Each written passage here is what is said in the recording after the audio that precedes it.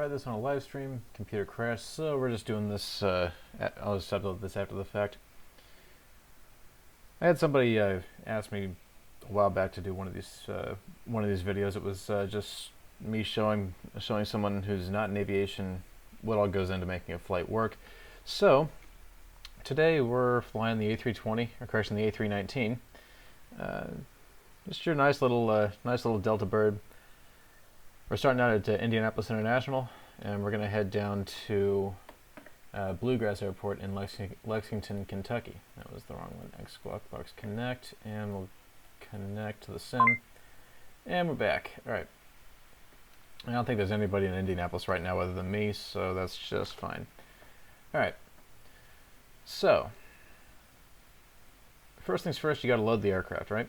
So, in X-Plane, you've got a few plugins you can do. You can do that with. Since I'm flying a payware aircraft, I can fairly easily do this. So let's do 3.5 for the fuel, and what was my passenger count? 132, 31, 32. Apply load, quick refuel, defuel. All right. So the numbers that I just got came off of a flight plan which I made a while back. Now, let's see here. For the flight planning, I've got this is a little checklist that I pulled up from. Sure, I'll think of it. Delta, but it's not exact. It's I guess you could say it's modeled after their standard procedures. But with the A320 or an A319, anything in this series with this style cockpit, most of the items are going to be the same. So the flight planning itself, it's your Simbrief flight plan. I'm looking at that right now. Garmin Pilot, that one's actually optional. I get Garmin Pilot free through my university, so I just run with that. Charts are available and selected. Weather, departure and arrival have both been checked. Let's see here. I got that in the briefing package, but I can also go into X Weather, and we can toggle it and take a look at the METARs. So METAR is just a standard meteorological report for aviation. I think METAR is like Meteorological Aviation Report or something like that. So we can go ahead and run Indianapolis, KIND, and we'll pull it straight from NOAA. Alright. So, looks like Indy's launching north, so likely it's going to end up being runway 5 left, or correction, 5 right for departure. Let's see here. So winds out of the northeast at 5 knots, visibility is about 10 miles, overcast skies but 25,000 feet, so we won't even be in the clouds. It's here 14 degrees centigrade and 3008 for the altimeter. That comes into play when you're when you know how high you are. So weather, is already taken care of, and we're going to go ahead and take a look at Lexington. So Lima Echo X-ray. Alright, so Lexington, winds calm, visibility 10 miles, clear skies below 12,000 feet, temperature 14, dew point 2, same altimeter setting, so we don't have to worry about that too much. Alright, so we can get rid of that. Alright, this window is done with ground services. I believe we have the GPU connected, which we do, so we can go ahead and run this. First things first, when you're powering up the aircraft, you need some source of power, right? Well, on the A320, we actually have this little window here. You've got the batteries and external power. So first thing that comes onto the batteries, those are on, and then external power becomes available. And if you see that little available light, that means it's good enough quality, and we can go ahead and connect that as well. And we're coming back to the main shield, or the main view rather. Get the brightness up on these displays here. And we'll come down here, do these, radio stacks on, and cool. And the flight management guidance computers are up too. Alright. Can turn that one off. Alright, so now we've got power to the aircraft. So now your next step is to do a couple of checks. First things first, emergency exit lights armed, no smoking sign auto, seatbelt sign on. And also you want to make sure that the airplane's lit up. Anytime there's power going to an aircraft and it's, say for instance, it's a passenger jet like this, your nav lights, which are the red and green lights on the wingtips, I'll show you what it looks like from the outside. See how the wingtip has that, you got a red light on this side, you've got a green light on this side. That's typical. So we got those on. That just lets people know that, hey, the airplane's got power to it. Then we're going to come up here, and these three red wedge bars that say fire, these are fire push buttons. So test them, and that dinging means that the system works. And this system is our fire protection system. Nothing's going to happen related to that just because I haven't set anything in. That's here. Radio stacks on, and the navigation systems, which are called ADIRUs or ADIRS. These we can bring on, and then one more thing up here. Cockpit voice recorder comes on so that the people on the ground know what we're saying. That's when we're connected to the network. Go ahead and run that. All right. We're going to go ahead and bring our let's see, we're going to bring our FMC up here. Airbus calls it the McDo. And this basically is just the computer. We put our flight plan in, we put some of our performance numbers in, and the airplane spits back some of our stuff. So we can go ahead and run to the init page, initialization. All right, and here's where this gets a little interesting. Now, this add-on luckily lets me use my computer keyboard, so KIND for Indianapolis slash KLEX for Lexington. So departure and arrival, and we're going to go ahead and put this in the from to area. We just use these line select keys over here. Flight number DAL8827, so this is Delta Airlines flight 8827, nonstop service from Indianapolis to Lexington. And then we come back over to our to the paperwork that we would have gotten from the gate agent. For some reason, it's giving me a Mach 0.67 cost index. That's odd. So we'll go ahead and just run this here. Let's go ahead and say 5 for the cost index, cruise flight level. That's here 190 for 19,000 feet, and align IRS. So that's letting the airplane know where we are. Now it's also getting kind of dark out, so I'm going to go ahead and bring the integral lights up. And these are just the background lights for the panels. And we can go ahead and bring the floodlights up and all that stuff. Actually, since we're on the ground, dome light to bright. There we go. And that's just these two big lights up here. All right. Going over to the next page, we need to go back and get some of our other performance numbers. So ZFWCG, so zero fuel weight center of gravity slash zero fuel weight. We get these from here. So 28.6. 28.6 per, whoops, not what I wanted to do. There we go. 28, really? Come on. There we go. 28.6 slash, what is it, 54? Alright, and we put these in here. So this is our CG in percent mean aerodynamic chord. Basically just where, if we hang a string from the top of the airplane, where the airplane's going to tip. It's here. And the zero fuel weight itself, this is all in kilograms, by the way. And then block fuel 3.5.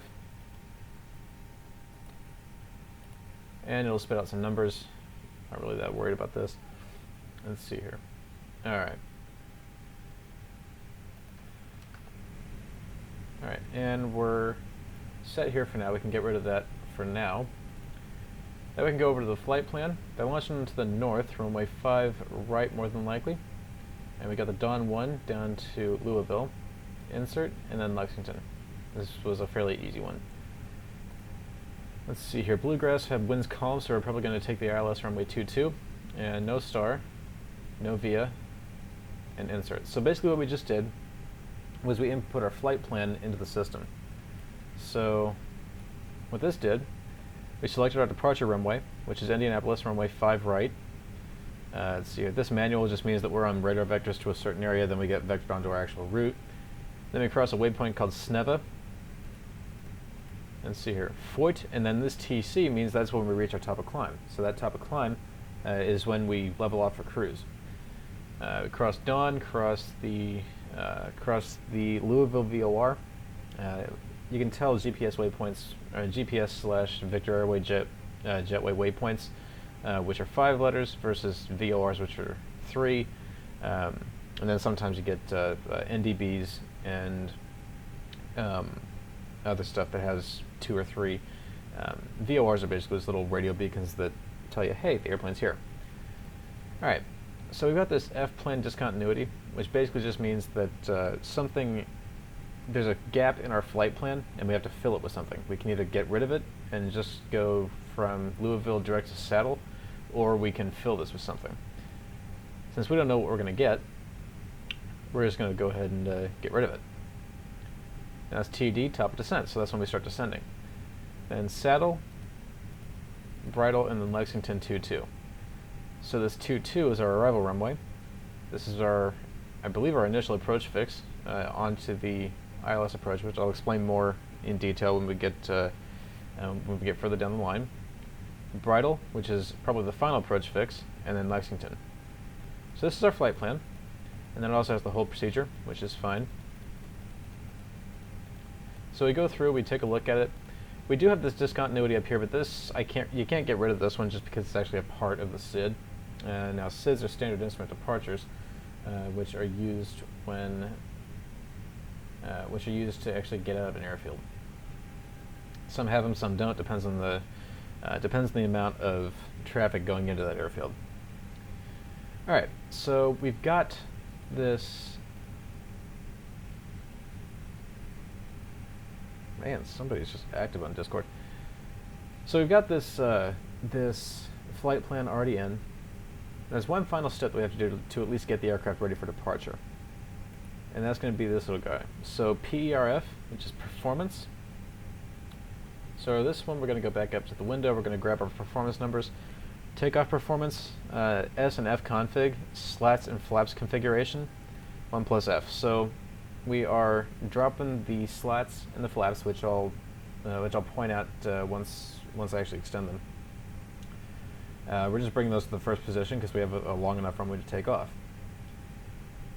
So now we go back into our flight management guidance computer, and we type in the numbers. So 149 for V1, which is the speed at which we're committed to take off. If we try to abort our takeoff after that, we can't do it. We'll just run up the end of the runway. 149 for rotate, and then 152 for V2. So your flaps at 1 and up 0.2. So our takeoff flap setting and our takeoff trim. Flex temp 65. This is a reduced thrust setting that we're going to use just because we want to save fuel. And this looks good. Engine out acceleration 1500.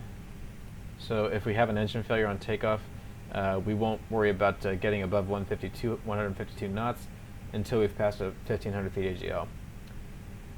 Next phase, next phase, next phase, next phase. Once we get to the approach, this is when we want to bring that weather plug in.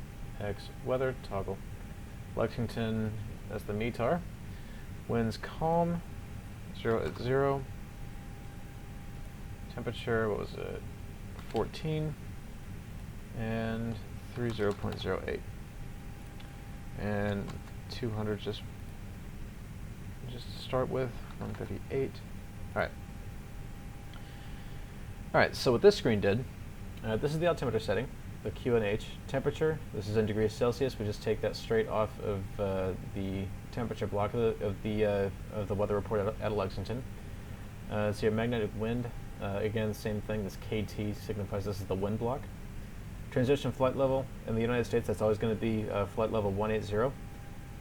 And then decision height, on your ILS approach, if you reach 200 feet above the ground and you don't have the runway in sight, or you don't have the runway lights in sight, you have to go around. You have to shoot a missed approach. And for V approach, it spat out a number. I like to give it a 5-knot cushion just to bring a little bit of safety in. All right. So I'm going to go ahead and real quick write these speeds down. 149 and 152. All right. All right. Get rid of that. and get rid of X weather. Now we go over to setting up our MCP, or not the MCP, Airbus calls it a flight control unit.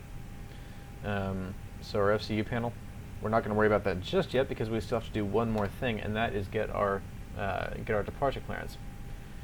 So we're going to talk to ATC. So we have to tune 119 megahertz and 119.55 megahertz.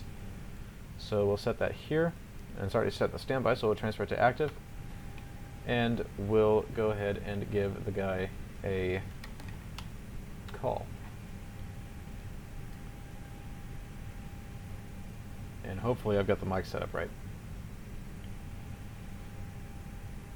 Indy Center Delta 8827 on the ground at Indianapolis, IFR to Lexington, ready to copy. Cross runway 11.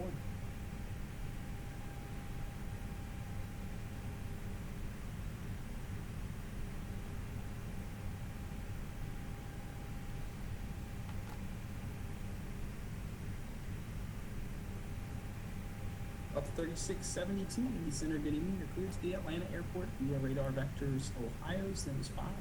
I'm maintain 5,000. Expect flight level 360, winds or minutes after departure. Departure is this frequency, squawk 6605.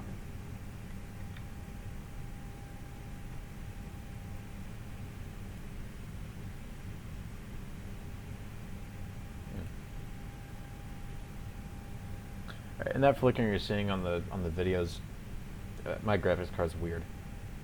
Alright, so Charlie, advise your parking location. Alright, so what you're hearing is ATC. Normally he'd sound more like a radio, but for some reason this program isn't set up right. Charlie, so Alpha Charlie. He just sounds like a human.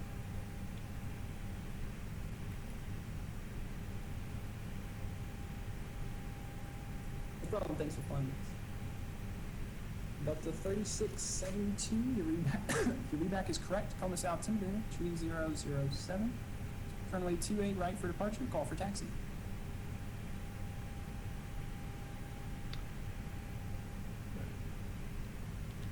Indy Center Delta 8827 on the ground at Indianapolis, IFR to Lexington, ready to copy.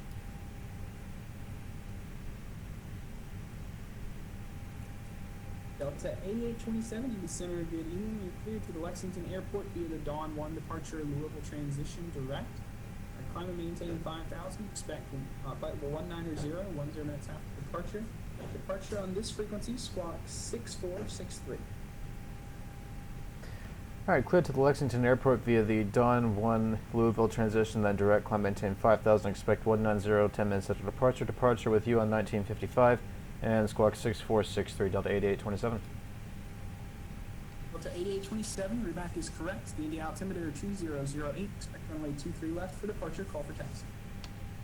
300823 left and call you for taxi, 8827. Alright, so what you heard was me calling for my departure clearance and him reading it back. Now this is different from a taxi or takeoff clearance in that he's just clearing you onto the route. So what happened here, we were anticipating runway 5 right for departure, but since winds are fairly light, he's given us runway 23 left, which is basically the same strip of pavement just facing the other way. So departure 23 left, Dawn 1, and IIU insert, and we'll go back down, and it's probably going to give us that same. It did not. Alright, so that's the only thing we had to worry about, really. Alright, and then that goes away. So now we're ready to do what's called the departure and our emergency briefs. Alright, so we've got our ATIS and clearance have been received. Departure briefing. Let's see here. American 709, please exit right into so 13,000. Let me pull up the weather again. That's weather toggle, and we'll go ahead and do K IND. Alright. So, weather in Indy. Winds 050 at 5 knots, so out of the northeast. Visibility 10 miles. Broken clouds at 25,000. Temperature is 14 degrees centigrade. Dew point is 2. Altimeter is 3008. So go ahead and set this in 3808 and 3 3008. Alright. Alright. So your 3008 set in, and we're departing off to the south. There's no adverse NOTAMs on the field, so NOTAMs are notices to airmen. Basically, it tells the pilot, hey, this is something you should know. However, there are none where we are, so we're good to go. Aircraft status, nothing's going to fail. Nothing is set to fail. The aircraft is not broken. Regarding cockpit entry, if we have somebody wanting to get in, they're going to give us a Morse letter Q. Now, keep in mind, this is just something I do. In the real world, codes vary, so don't take this to heart. For the airport, for our route to the runway, we're likely going to get Kilo Romeo Charlie 1, either that or Uniform Charlie, depending on how it's feeling, really. Let's see here. Route, we're cleared out via the Dawn 1 transition off 23 left. So 23 left. Manual will fly heading at 230 until we're told to head direct Sneva, and then we'll head to Foyt, Dawn, and run that. Let's see here. Flight control unit is set, so you said climb maintain 5,000, heading 230, and speed, we're going to go ahead and bring that up to 152. Alright, so what we did here was we set the initial altitude that he told us to fly to. American 709, contact Cincinnati approach, 119.7, good night. Our heading is going to wind up being set automatically because the A320 is a smart plane. And then, see our speed 152, that was our V2 speed. So if we do have an engine failure, that's the speed that we climb out at until about 1,500 feet AGL, and then we accelerate to 180 knots. Alright, so for terrain around the area, looking at our departure chart, we're flying the Dawn 1 departure, and it's radar vectors to Sneva, Foyt, Dawn. We got to cross that above 10,000 because we're on the Louisville transition, which that's easy. Let's see here. And speed restriction, turbojet accelerate to 250 till reaching 10,000. So we got that in the bag. MSA min safe altitude around the Brickyard VOR. So that Brickyard homing beacon, which is about 5 miles north of the field, 3,100 feet. So that takes into account obstacles and gives us clearance above that as well. Speeds. So your V1 and rotate are both 149, V2 is 152. So V1, like I said, that's the decision speed. If we have something happen before that, we can still abort. If we have anything happen above V1, we have to continue the takeoff. We can't stop. VR, so the name implies, that's when we pull the stick back and start to lift the airplane off the ground. V2 is what we climb out at if we have an engine failure.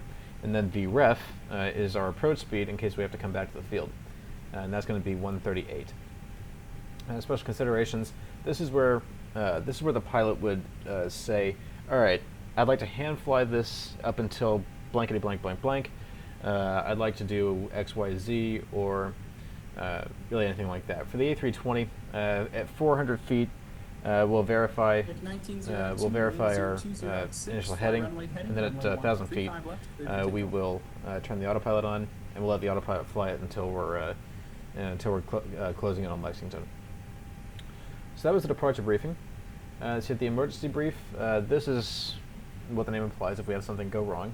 So if we have any abnormality between brakes released and 80 knots, we'll reject the takeoff. Anything between 80 knots and our V1 speed of 149 knots, the only things we'll abort for are an engine fire, an engine failure, or a loss of directional control, so if we see the airplane starting to veer off to one side of the runway. Anything above V1, we'll rotate at our VR speed of 149 knots. We'll climb out at 152 knots until about 1,500 feet. We'll nose over and accelerate to 180 knots. We'll clean the aircraft, and then we will run a quick reference handbook and memory items at that point. Bravo, cross runway 11. If we have to return to the field, VMC, visual meteorological conditions prevail. So we have plenty of space. We can just we can eyeball it and come back. Let's see here, and then in the real world, you'd outline who does what. So the pilot flies, pilot monitoring handles the radios and everything else. Southwest, Memphis Center is offline. Radar services terminated. Frequency change to advisories approved. All right. Departure brief is complete, and then we can run into the before start checklist. Now this checklist is done. By captain calls for it, FO reads it, captain acknowledges. In the sim, it's just me, so can run it by Alright, we can just go ahead and run through it. So before I start checklist, so the interior and exterior pre-flight has been completed. Whoops, that's not what I wanted to do. Alright, hang on. But there we go. Alright, before I start checklist, interior and exterior pre-flight is complete. Circuit breakers are normal. ADIRS, which we find up here. So these three knobs, if they're in the nav position, we do that. Recorder is on. Passenger signs, so your passenger signs on and auto. Emergency exit lights are armed. Fire push buttons are in. Say altitude. Flight and nav instruments are checked. Altimeters, it's your local, which is 3008. Alright, 3008, 3008, and 1019 for the European version, and those are cross-checked. Alright, ECAM status, doors, and status are checked. Landing gear is down, switching normal. Takeoff warnings checked, thrust levers are set to idle, engine master switches are off, parking brake is set, radio transponder and radar are set. Actually, they are not yet. What was my squawk code? 6763. 6763. Center, good afternoon, American Alright. 201 with you. Oxygen mask has been checked, departure briefing is complete. Logbook for the aircraft has been checked. So your fuel required 3,500 kilograms, on board 3,500 kilograms. FMS and ACARS info has been entered. Takeoff speeds have been checked, and we're taking a D-rated takeoff, so we're just not going to burn as much gas or put out as much thrust. So we'll run the flex mode. And before start checklist is complete. All right. American 201, radar contact as reported, flight level 350, welcome aboard. Alright, so at this point, what we need to do is we need to get a secondary source of electrical power going, and we have to get the initial drive to start the engines going. Now, the way we do that is with compressed air, and that comes from our APU. APU stands for Auxiliary Power Unit. What that does is it provides electrical power and compressed air to the air conditioning systems, to the aircraft, and then for engine start, it provides the power for that. So what we'll do, we'll hit this master switch, and we will come down here, check out the APU page, and what we're waiting for is a little thing that says flap open.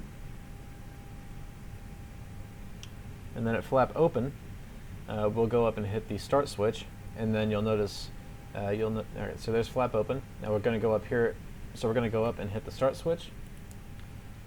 The start button rather, and you'll notice the exhaust gas temperature and the fan rotation speed start to rise. Once these hit 100%, the APU generator will kick online. You'll notice 110 volts and 400 hertz, and then that'll be that. We'll have power to the aircraft, and then once this is open, we'll open the bleed valve, which takes the compressed air and shoots it into the aircraft itself. Solaris 1997 in the center, good evening, squawk 6631. So we're just waiting. Alright. Alright, AP is available, so around 97%, 115 volts, 400 hertz, and bleed has 40 psi on it. We can go up here, and APU bleed, and bring that on. And then since we've got this source of electrical power, we can disconnect our external power. 186, soon be the jacks to arrive. The altimeter 3008, expect the visual approach, runway 23 right. So we've got power being used, we've got bleed air being used, and alright. So now we need to actually we have to plan our pushback. So the way we do that is we go here to this plugin called Better Pushback, and we just bring the airplane back from the gate. Ground to cockpit, plan acknowledged. Call me through the menu when you are ready. Alright. So now what we do is we come up here, we get the fuel pumps on. Now there's 6 of them in total, and when they're on, that means they're working. We're going to go ahead and bring our beacon on. Now what that beacon is a little red light that flashes, and that just shows people on the ground that you're about to start moving. Cincinnati approach 119.7, and we'll talk to you on the other side. Alright, external power is available, so we're going to go ahead and disconnect that from the airplane. Now, in the real airplane, the pilot would make a T with his hands and pull it apart. Since we don't have ground people here, we're just going to go into the menu and disconnect external power. You'll notice the little green light goes away, and now we're running on the APU. We're completely isolated from the ground, 3672, runway 28. and we're on our own. Bring the engine page back.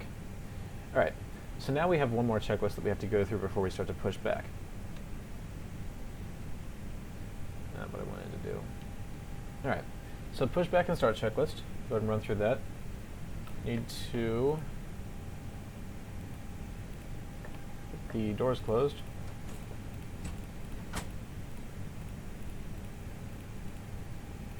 All right, doors are closed. Head up to the overhead panel. These three lights, if they were still getting themselves all situated, they'd say align, but align lights are out. Fuel panel is set, no white.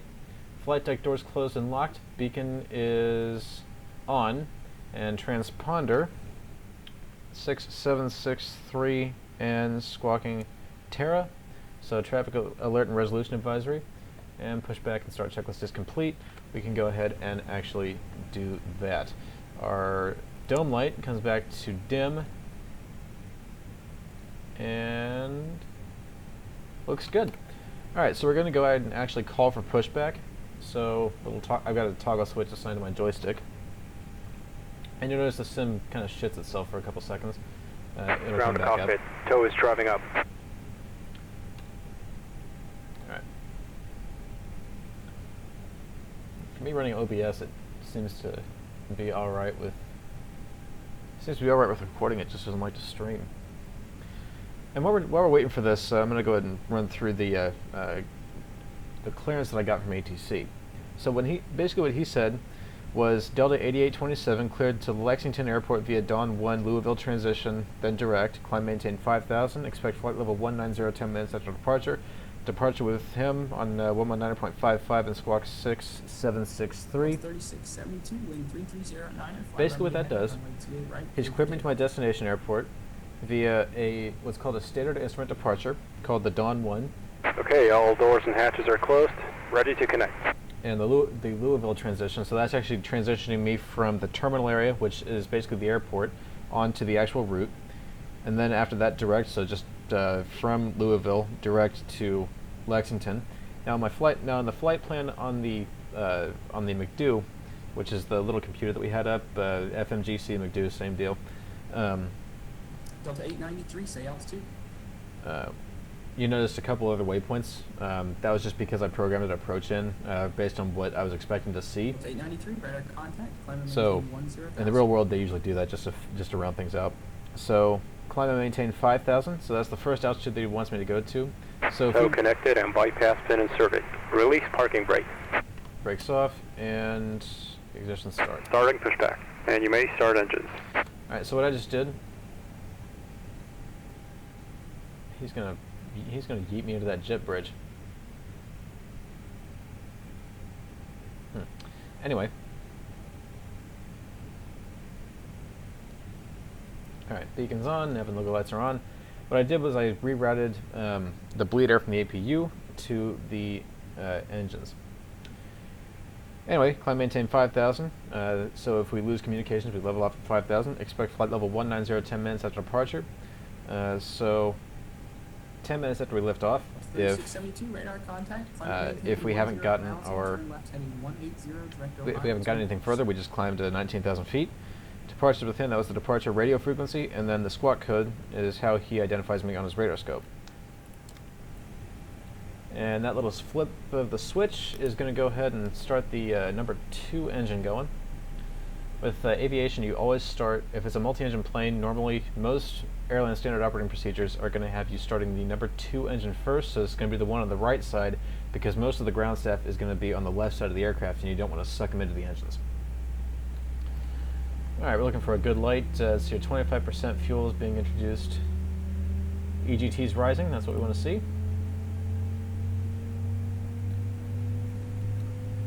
And then as the N2 keeps rising, so N2 is the compressor stage, N1 is that big fan disc. Jet engines you only see that big fan disc. You don't see the core of the engine, which is what this N2 Operation is. complete. Set parking brake. Brake set. Disconnecting tow. Stand by. Alright, and the engine's up. Alright, got a good start on number 2. Go to start number 1. Barking dog sound you may or may not have heard depending on your speaker. PTU. Basically, it's taking hydraulic pressure from one side of the airplane and transferring it to the other side. Airplane controls are so heavy, especially in these aircraft, that you have to use hydraulics, which is just really extremely pressurized liquid, to move the flight controls because the pilots can't do it themselves because they're so freaking heavy. 25% fuel's introduced, EGT rising, M1 rising. So what we did here, we're watching the N2 rise. This is that compressor stage, the core of the engine, which is actually what sustains the spark to keep the engine running. Hose disconnected and bypass pin has been removed. Hand signal on the right. We'll see you next time and have a safe flight. Alright. And that flicker means that the airplane's kicked over to the engine generators. Engine's available. And drop scale on this one. Alright.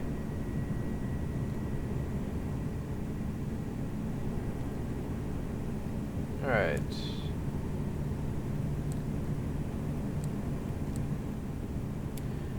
Alright, so this button over here is the yellow electric pump. The A320 has 3 hydraulic systems, green, blue, and yellow. They all power specific things. The yellow electric pump, I'm not quite sure what it powers. I know it powers some of the flight controls, and likely what this electric pump was doing, this off-on, probably just means that it was just trying to reset something that might have been missed. Or something that may have been just drooping. So yellow electric pump, that's set. Engine anti-ice, we don't have to worry about that too much right now. It's above freezing, there's no visible moisture outside, so we're not going to worry about anti-ice, but we will worry about probe heat. Alright, and now we go into the push and start checklist. That's already done. After start checklist, so yellow electric pump, which was this little guy, we've already done that. Engine anti-ice, which are these little guys down here. As required, we're not going to be using that. We do have probe heat on though. After start checklist is complete.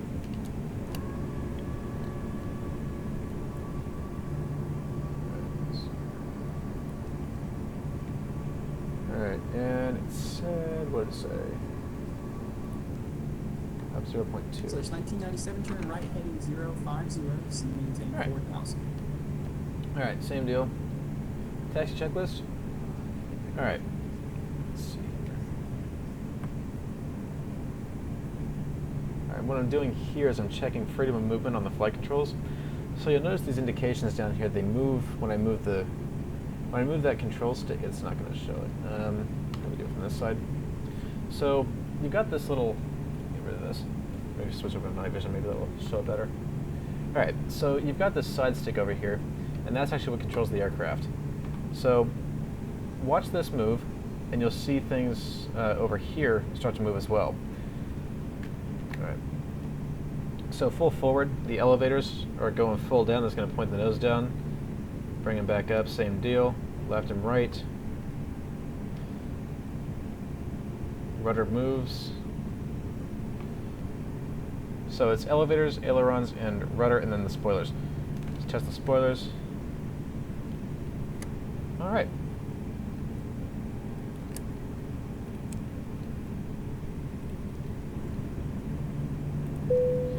Alright.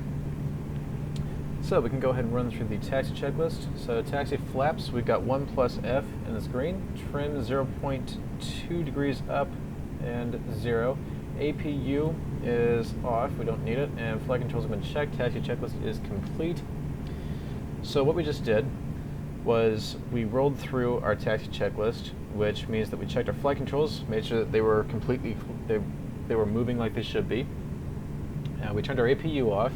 We set our trim for takeoff so that it's a little bit easier to bring the nose up off the ground. And the last one was the flaps. So this means that we're creating a little bit more lift on the wings, which lets us actually take off at a slower speed, and we don't have to worry about flying off the end of the runway, because that would suck. And also you notice me doing some stuff in response to some blue items over here.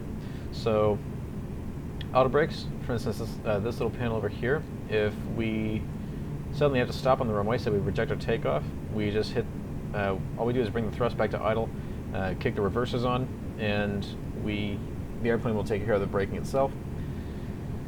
Spoilers armed, same deal. This little white strip here means that the speed brakes are armed, and what that does is it makes sure that any lift that's being generated from the wings is destroyed, and the aircraft sinks back onto its wheels.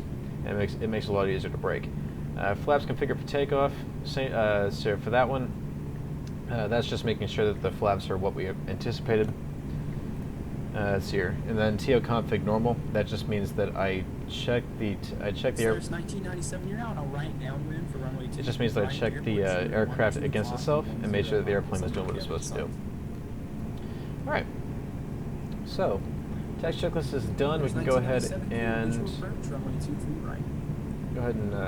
bring some of our lights on so we can see. I'm going to go ahead and release the brakes. Give a little bit of power to brake away. You don't need much, especially on a very lightly loaded airplane like this.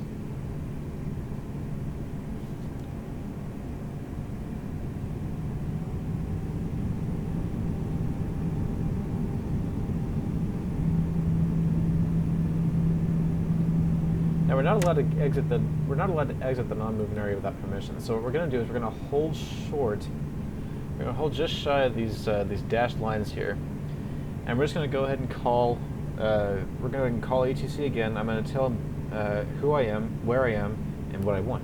So it's going to sound like Indy Center, Delta 8827, just off the terminal Alpha 22, taxi with the weather. Indy Center, Delta 8827, just off of Alpha 22, taxi with the weather.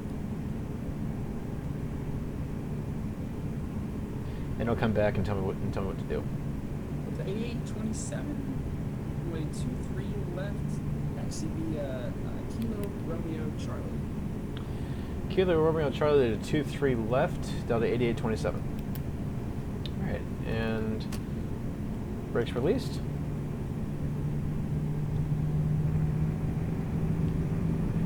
Now what he did was he cleared me to our departure runway.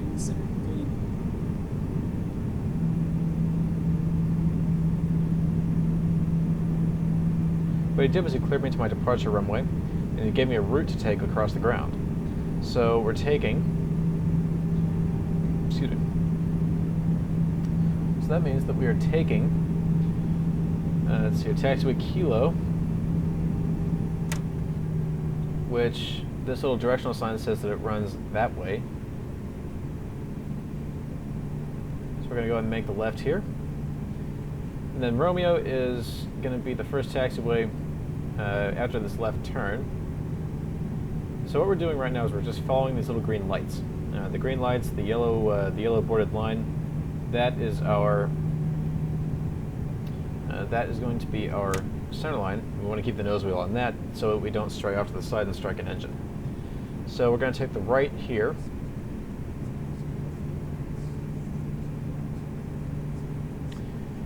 And on the ground, we're doing what's called taxiing, which just means that we are basically driving the airplane across the ground, and we're not going to start flying until we actually hit the runway. All right, and then we've got taxiway Charlie right here. You can kind of see the directional sign there. That's going to be the left. Here's that left. And then we're going to follow this. We're going to follow this this taxiway all the way down to the end of it. And this taxiway will end. And at the end of this taxiway, we'll take the right, and we'll enter the runway. So in the meantime, what we can do is we can. All right. So delayed start. We are not doing a single engine taxi, so we don't have to worry about that. Before takeoff checklist, we want to go ahead and do this. So takeoff memo, which was this little area right here, is if there's no blue, that means that that's good to go. So all green, windows are closed and locked. Altimeter is 3008, cross-check 3 ways. ECAM status is checked. We're on runway 23 left. We'll be taking off on the Dom 1 departure, which is going to be radar vectors down to Sneva. Flight attendants notified and acknowledged radar and transponder are set. I'm going to go ahead and set this to weather and turbulence mode. Maintain 3,000. Let's see here. Packs are as required and exterior lights as required. So we're going to go ahead and turn all of our lights on. So runway turn off so we can see off to the side. Landing lights, which are going to give us a lot of visibility out the front. Nose, we can actually go ahead and turn this off. So your strobes, this will... Oh yeah, I killed the external volume, that's right. Strobes, which are the flashing lights off the wingtips. And everything else is on. And with that, the before takeoff checklist is complete. And we don't have to worry about another one until we're passing through 2,500 feet off the ground. So, now we're holding short of the runway. We're going to go ahead and increase our scale. So, instead of being just like super zoomed into the runway, we're going to bring our scale up. It's going to show at least the first waypoint, and also want to put the constraints up here. So, here we are coming up to the runway. I'm going to see if I can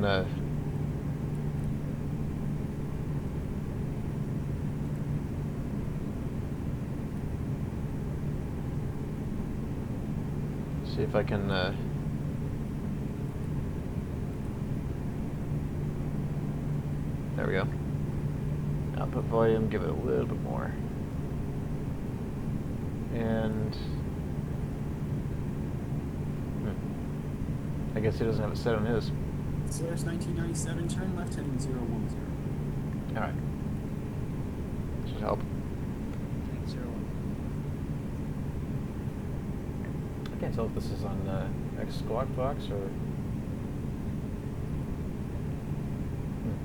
Well, let me do it anyways. Alright. So we go to give him a call, let him know we're holding short. Indy Center, Delta 8827, holding short of runway 23 left. Delta 8827, wind 0505, after departure flight at 210, runway 23 left, clear for takeoff. On departure flight heading 210, runway 23 left, clear for takeoff, Delta 8827. Alright, so he gave us a heading at 210 to fly, so we're going to go ahead and do that. We're going to go ahead and do that at 400. Brakes are released. Go ahead and add a little bit of power just to get off the, just to start rolling. We'll bring it back.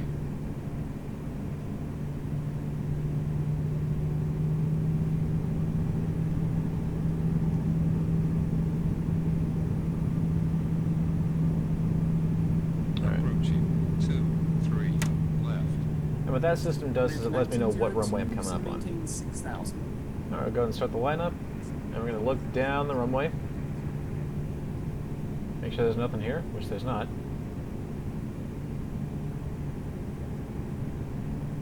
On runway 23 left. Alright, you got that?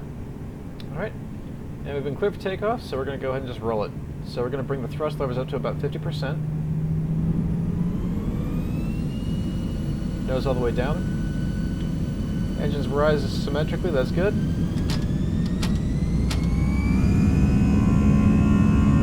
Thrust set. Airspeed's alive.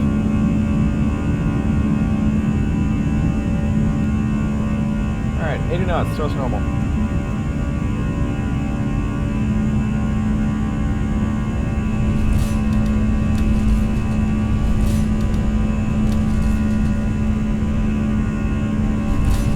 V1, rotate.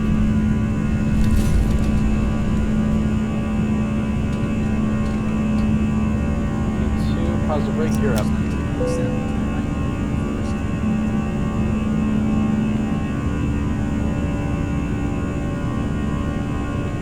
there's 400 feet, and we're going to go ahead and make that turn over to 210 degrees.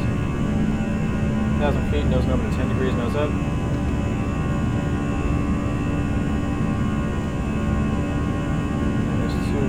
Blew right through that. Got 8827 passing 2,400.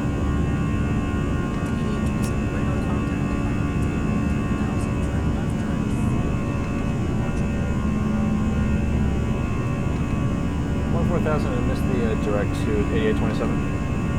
That's 8827 direct to Ford. Alright, direct Floyd 8827, thanks. Alright, and autopilot.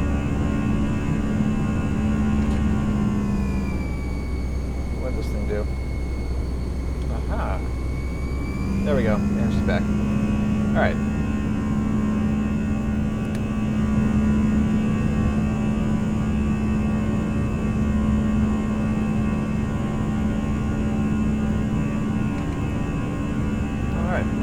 There we go.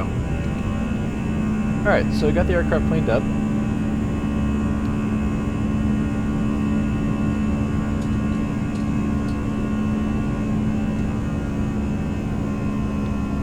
Alright, so that little blurb that you would have seen earlier, when I put the,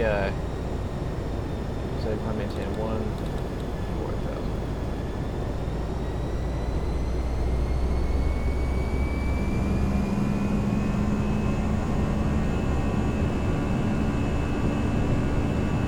Alright. I'm sure the virtual pilots are going to get on me for this. Yes, I busted 250 out of 10,000. Yes, I busted 250 out of 10,000. You don't want to do that. There is a speed limit in the sky. Below 200, or correction, below 10,000 feet, you're not supposed to go above 250 knots. In the sim, screw it, doesn't matter. Let's see here. For altitude, you say climb maintain 14,000. On the heading to the airplane, as soon as we put that direct back into the FMC, or the McDo rather, this went away, the assigned heading that we had. So right now we're just flying direct to this Foyt intersection. And for the speed, when I kept the autopilot on, it started to pull the speed, but the engines rolled back. That was because I hadn't put this into auto mode. Once I did that, the engines came back up. Alright. And here comes the fun part, passing through 10,000 feet. Alright, you notice that little speed target just went up. Now, so we're going to go ahead and come up here, runway turn-off lights coming off, wing lights coming off. Alright, so we turn the landing lights off about 10,000 feet. Wing lights are also off. We can turn the dome light off. And we're just... And now the airplane's just flying.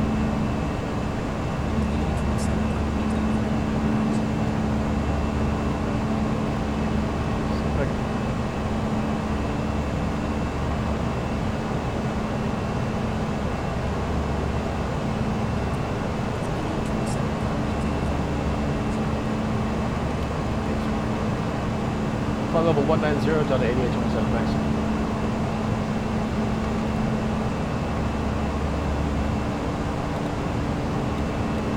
Alright. So, what he just told me was you probably didn't hear because I'm trying something new and it just does not work.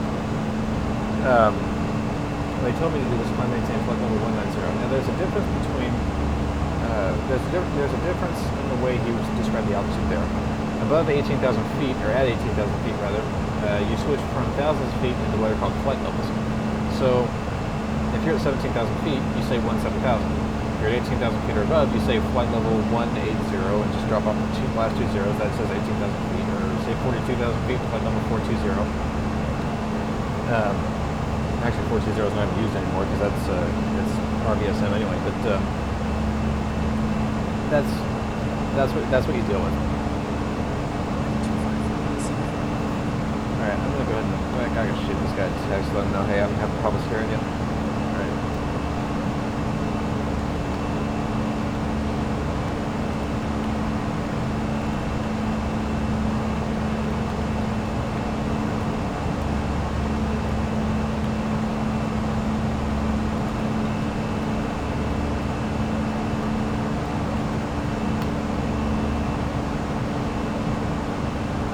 Alright.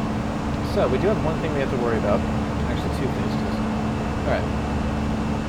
After takeoff checklist, flaps are up, gearing handle is up, packs are on, spoilers are disarmed, and after takeoff checklist is complete. Alright. Climb checklist of 18,000 feet. Altimeters will go ahead and just click them. Alright, so this STD means standard.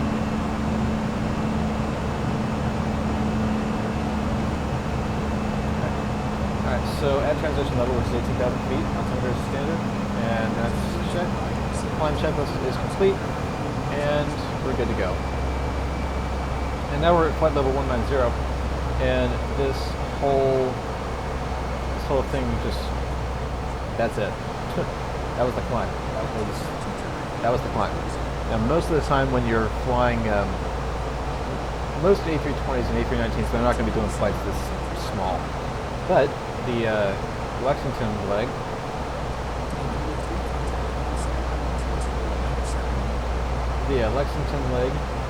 seemed to, it was really short, so I just did it as a charter flight.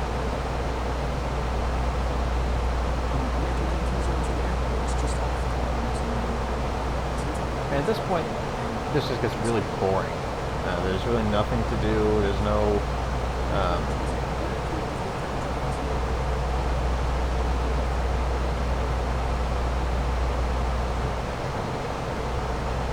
Anyway, there's really nothing to do here anymore. Once we hit dawn, we'll be turning toward Louisville. After Louisville, we'll be heading direct toward Lexington. At that point, it's not too far. However, at this point in the flight, most airline captains will turn the seatbelt sign off. It's smooth sailing. Really nothing's off.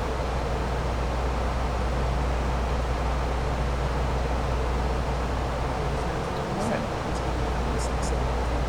Now, if I were doing a live stream, I'd be probably answering questions by now. But I'll do my best to try to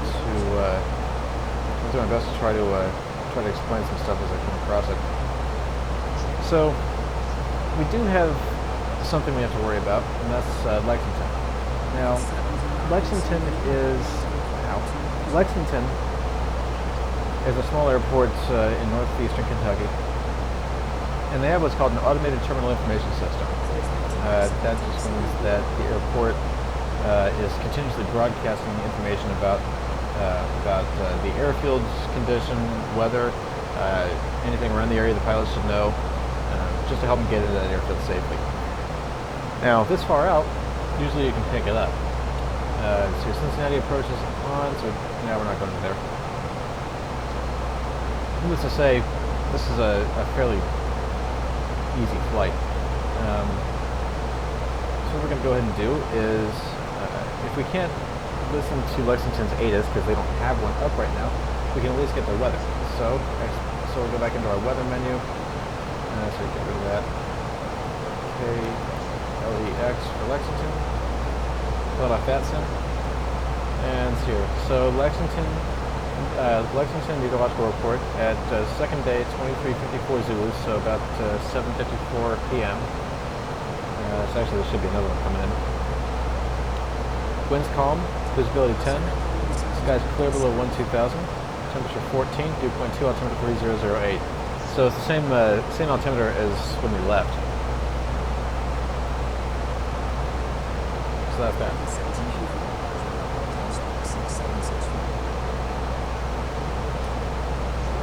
So now we have to start setting up for our wrap.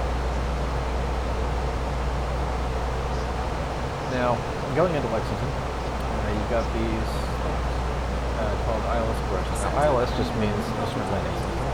It's a precision approach that gives both vertical and lateral guidance to the pilot to help guide them down on a descent, which you'll see what it does as we're going down. So now we go into what's called the NATS brief. The NATS brief.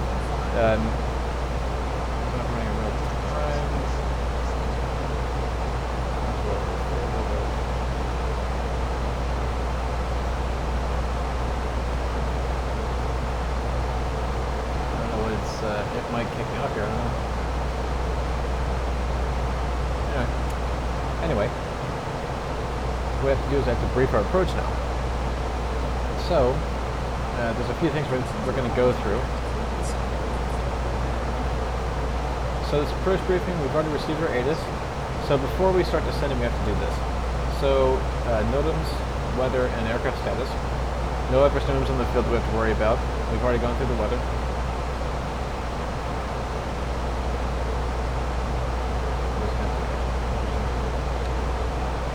Alright, we've already gone through the weather. Winds are calm, so we've got our choice of runways. Aircraft status, nothing is broken, so the airplane's still in good shape.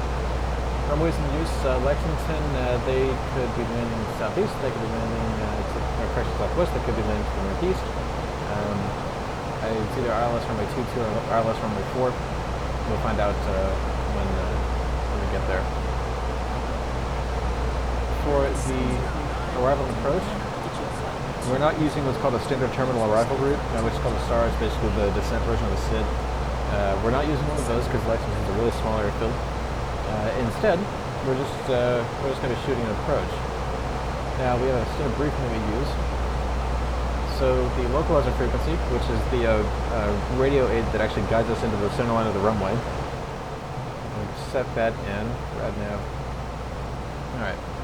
ILS frequency 11175, IGNJ is the identifier, IGNJ. There we go. It's supposed to be. IGNJ. There we go. Alright.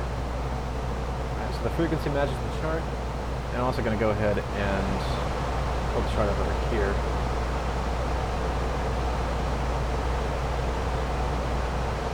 Airports KLEX charts ILS runway 22.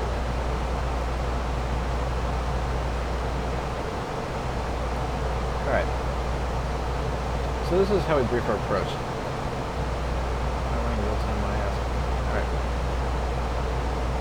So localizer, 11175, we've got that set. Final approach course of 226. We'll set that to.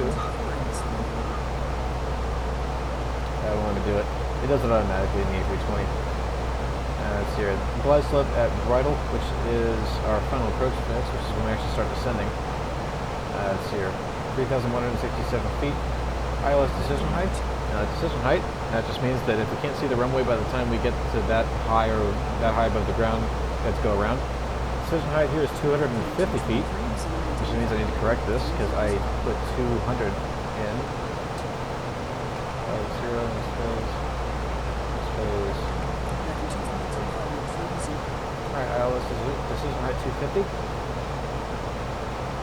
Alright, airport elevation 979 feet. Touchdown zone elevation 979 feet. MSA, minimum safe altitude.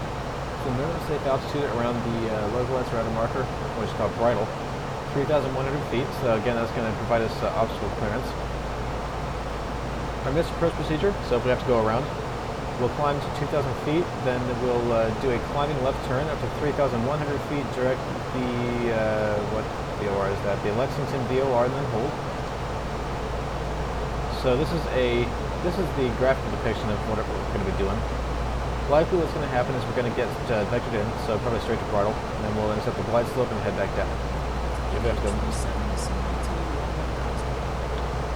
From that was 1,000 for Delta 8827.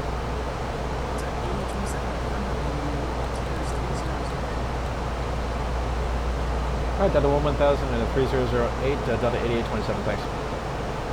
Alright. So, there we go. Alright. So this is basically a copy of the chart that I'm using. It just has a couple things removed. So, arrival and approach, we've reviewed that. Terrain we've reviewed. Auto brakes, we're going to be landing auto brakes low. Actually, it's medium since this is a shorter runway. And our speed, we're going to be landing flaps full using VRAF 138. And the approach briefing is complete. We got 500 feet before we have to run through our descent checklist. And we're going to go ahead and bring the seatbelt sign back on. The cabin notification no. And 3008. So we just pop the we'll pop the altimeters out again, and it'll be the same thing as when we left Indy.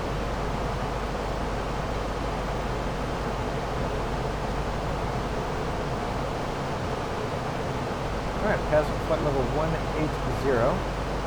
There's 18 and QNH. QNH.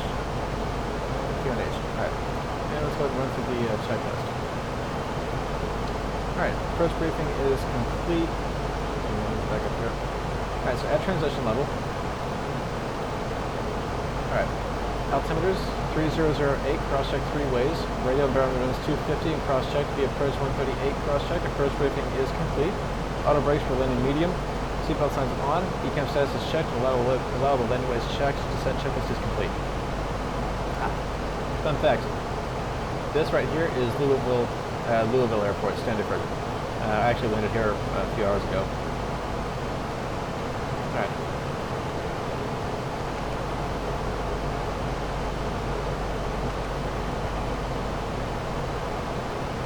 Alright, so when we start descending, we have to pull our power back because we don't want to go too fast in the descent, right? So we've got this little range here marked by these wedges. So it looks like a minimum of about 245, max of 285, and this equal sign is actually where we want to be. But we have that range before the auto throttle kicks in and the engines spool up again.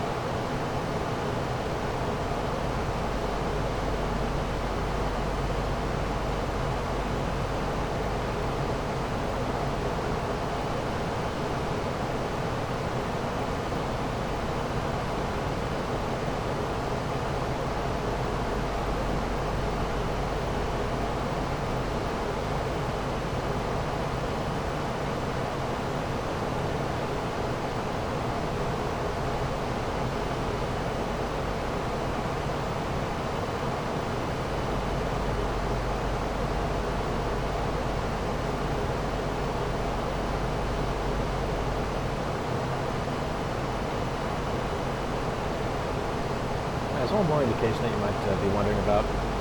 This little half circle, this little pink half circle up here. That is...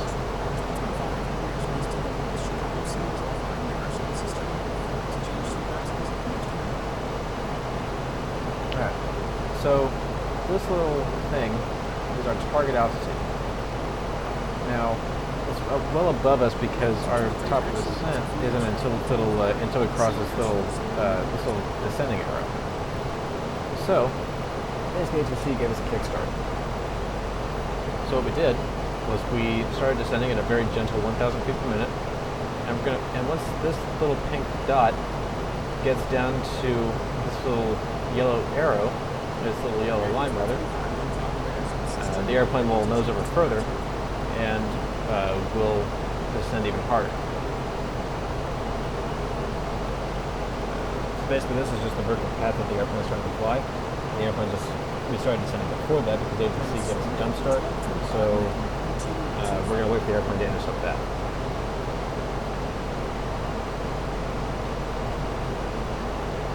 Like I said, this auto brake system over here, this is, when we land, we don't have to worry about pushing the brakes on because the airplane is going to take care of that itself. All we have to worry about is whether the spoilers come up and whether we're in reverse thrust.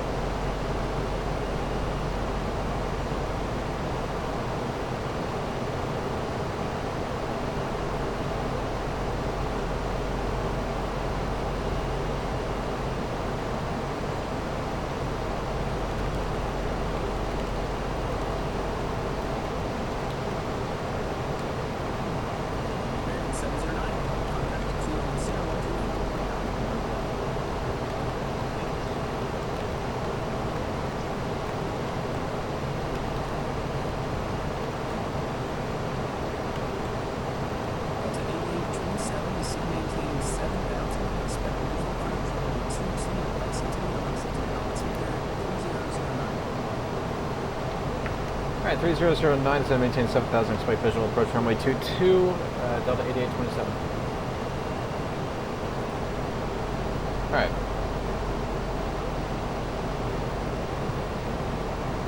Okay, so we're going to head down to 7,000 now.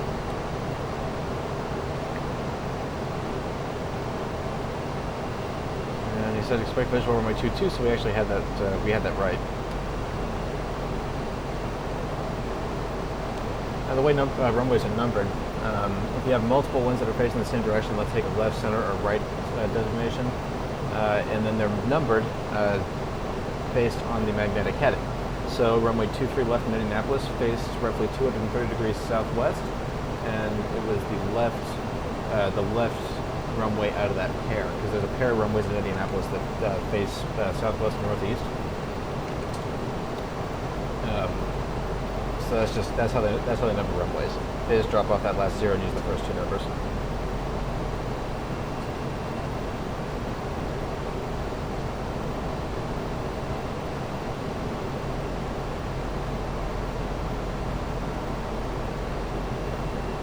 Alright, and we're coming up on 10,000 feet. We're still a couple thousand feet above it, but we're going to go ahead and turn the aircraft's lights on.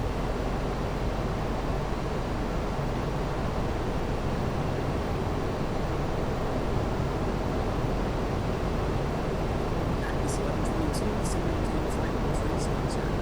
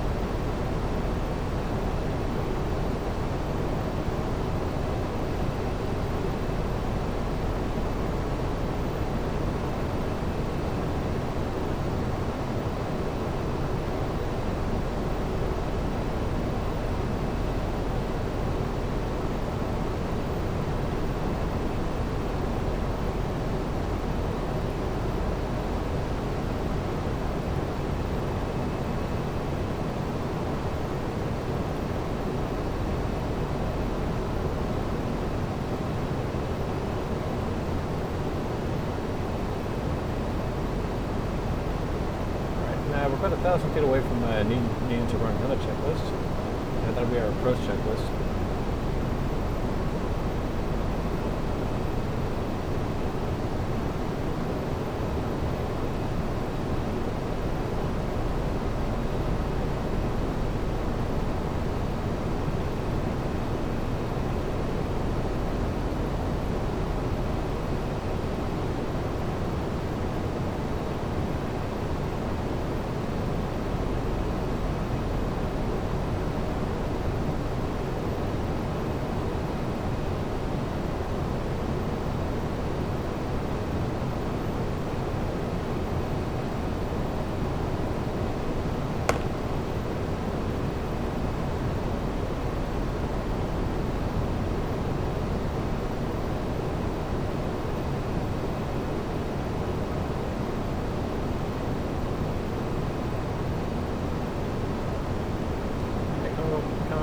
On 10,000 feet. Alright, there's 10,000. Lights are on, max speed at 250. And we're right at 250, that's fine. 8827, descend maintain 5,000. Gonna maintain 5,000, 8827. Alright, so 10,000 feet, we'll run the approach checklist. PFD and NZ, we've checked both of those flight units, have been notified. Altimeters are 3008 and cross check 3 ways. Approach checklist is complete. Next one we'll do is when we hear the ground proximity warning system call out 1,000 feet.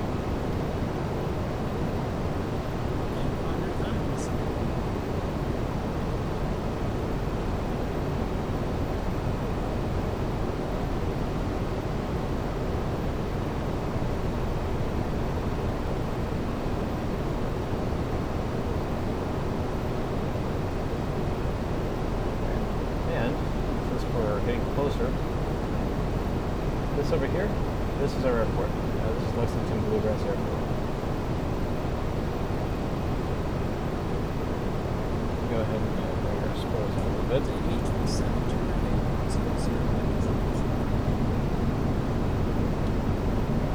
100. Right heading 100 Delta 8827.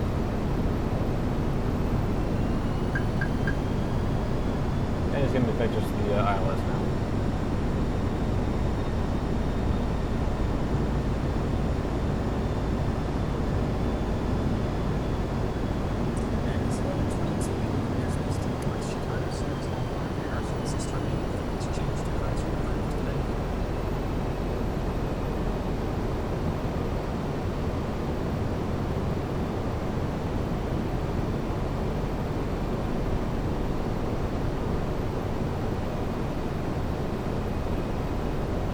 I said, you probably can't hear ATC at all, just because for some reason the program that I'm using is not blasting audio like it should.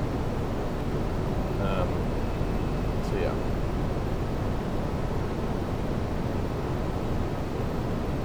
Street 5704, contact 690 approach from 9.79.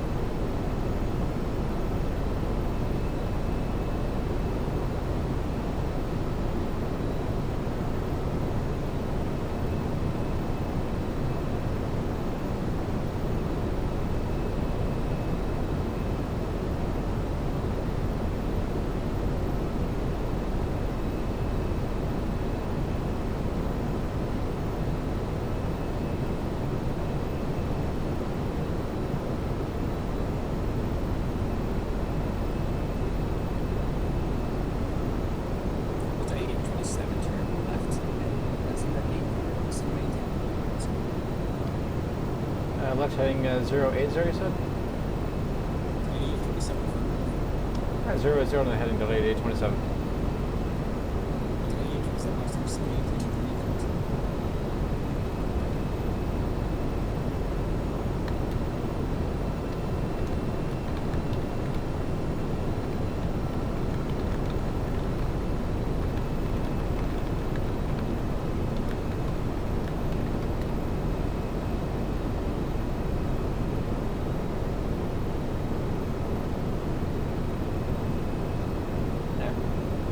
Maintain 3000 at 8827.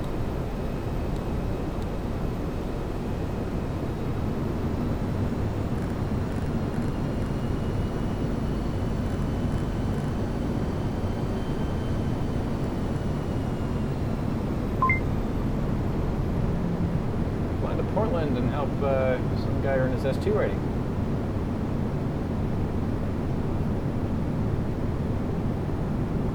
Doing controller exams tonight on that time.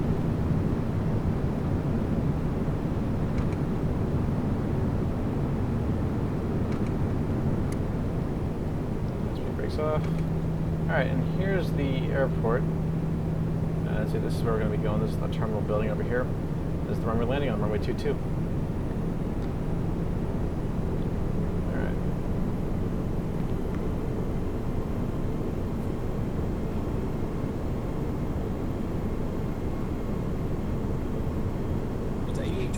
turn right heading 130, going to be on a right base, runway 22, in the airport. Approximately 2 to 3 o'clock and 7 miles from port side. Alright, heading 130 for that right base, runway 22, field in sight to 8827. It's 8827, clear visual approach, runway 22. Great for the visual, runway 22, Delta 8827, thanks.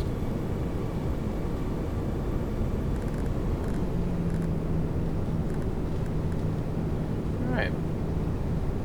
Alright, below 230 knots, we'll go ahead and give it slats 1, and we'll go ahead and increase our descent rate just a little bit. Got 400 to go. Alright, there's 2,500 feet. Let's see here. Now, normally at this speed, or normally at this altitude, when he calls out 2,500, I'd be putting the gear down. However, alright, we're gonna go ahead and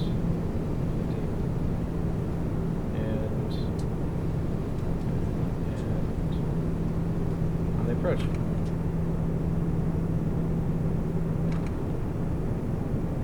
Alright, so coming down to land, speed brakes are armed. Letting speed down to 180. Alright, about 1,100 feet a minute down. 2,000. Thank you. Alright, now we're going to put the gear down, see if we can get the airplane below 200 knots, and then we'll extend flaps 2. And that's normally what I do to begin with. 180. Alright, below 200, flaps coming down to 2.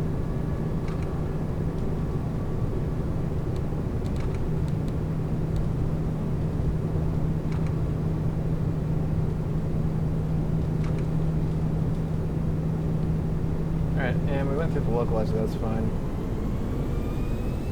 Alright.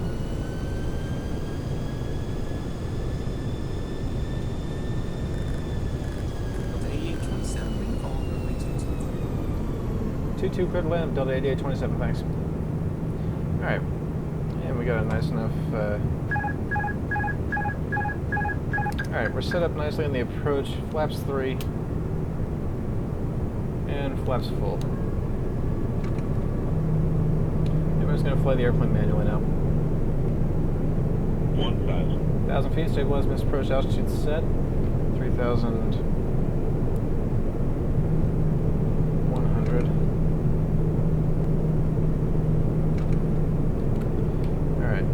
So we're kind of wobbling on the center line, that's fine. Alright, coming up on runway 22, that's what we want. And let's run through that checklist. Landing gears down, we got 3 green lights, flaps are full and green, spoilers are armed, landing checklist is complete. 500. Now let's not get too low here. Alright, there we go, we're back. Alright, we're back in the center. And we're just going to go ahead and wait until we see 2 whites on the side, that's fine. 2 whites and 2 reds means we're right where we want to be. 100 above. 300. Minimum. Runway in sight, continue. 200. Alright, auto throttle's off, that's fine. 100. 50. 40. 30. 20. 10. Long landing. 1,500. Alright. Yeah, reverse screen.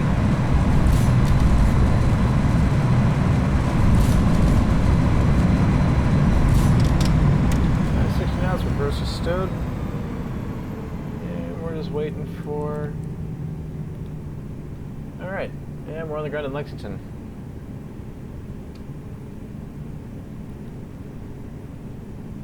Alright. 8827, welcome to Lexington. Exit left 180, text to the gate via Alpha, Charlie.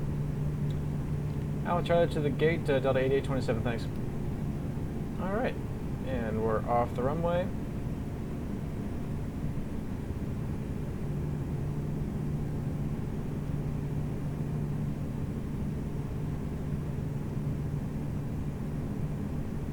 Alright.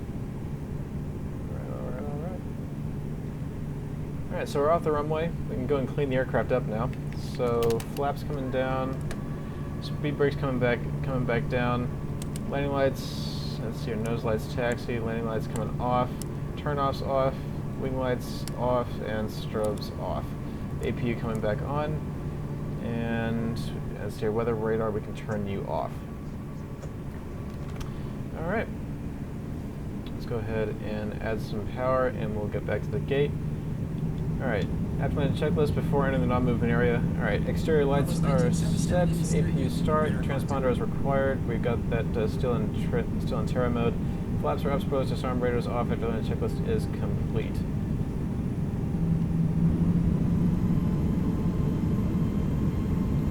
Alright, get a little bit more speed.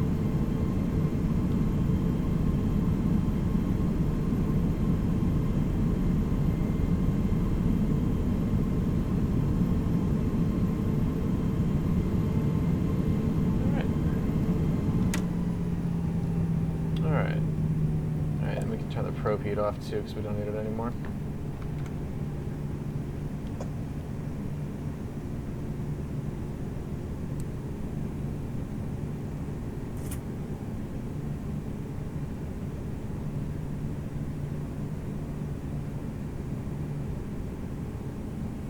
Alright.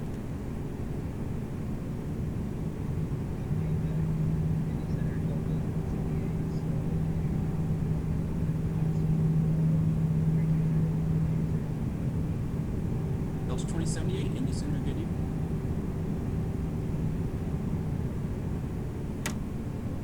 Alright, and that click you're hearing, the A320, it has detents, so the throttle actually has a small stop at certain positions. Idle has one, so when they're all the way back, the engines are going as slow as they're going to go to just keep running. For climb, which is where the auto throttle resides, for that detent, that derated takeoff mode, flex, and then for toga, which is full power. It's got these detents. They're just like little stops. And this little button over here is a brake fan. On landing, brakes can get kind of hot, so we brake to keep the airplane's brakes from overheating.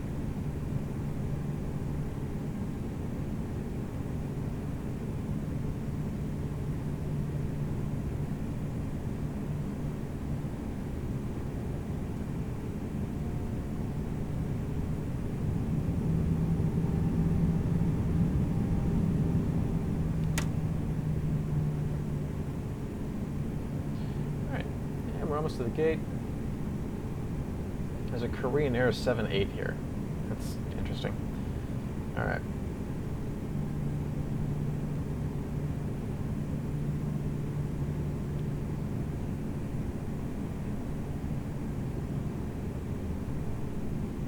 Alright, and here's checks with Charlie.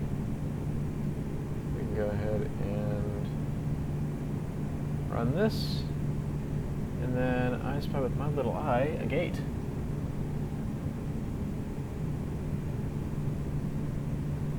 Alright, and we're just going to go ahead and take this gate.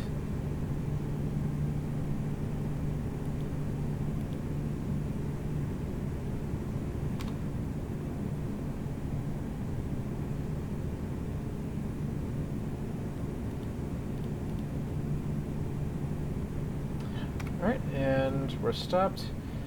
Alright. Seatbelt sign off, APU bleed back on, and run the checklist. Shutdown checklist, seatbelt signs off, beacon is off, engine anti-ice is off, fuel pumps, we'll bring those off, so we're not trying to shoot fuel into the engines anymore. Yeah, electric pump is off, engine master switch is off, and transponder to standby, parking brake is set, and shutdown checklist is complete. And since we're securing the aircraft, we're going to go ahead and secure it now. So we'll take the ADIRS, we'll bring all three of these are off. Oxygen off, no smoking sign, we'll just bring it off. APU bleed coming American off. 1784, contact Atlanta And Center, at this point we'll go ahead and open the screen and give the airplane ground power. We'll go ahead and plug you in. APU bleeds off, integral lights. Let's see here. Integral lights, these are these little background lights. Alright. Integral lights are off. APU can come off, external power can come off. And batteries off. And that's all she wrote. So that's essentially how you get an A3 or an A319 into an airport. It was a complete flight. Maybe not my best work, but certainly better than some. hope you enjoyed. This is probably going to be it for me for a while. I got to figure out how I can get this thing to live stream and not crash, because let's face it, I miss live streaming. I guess I just don't have a laptop for it. Anyway, yeah. All right, well, that's it. Hope you have a good day, and I'll see y'all next time.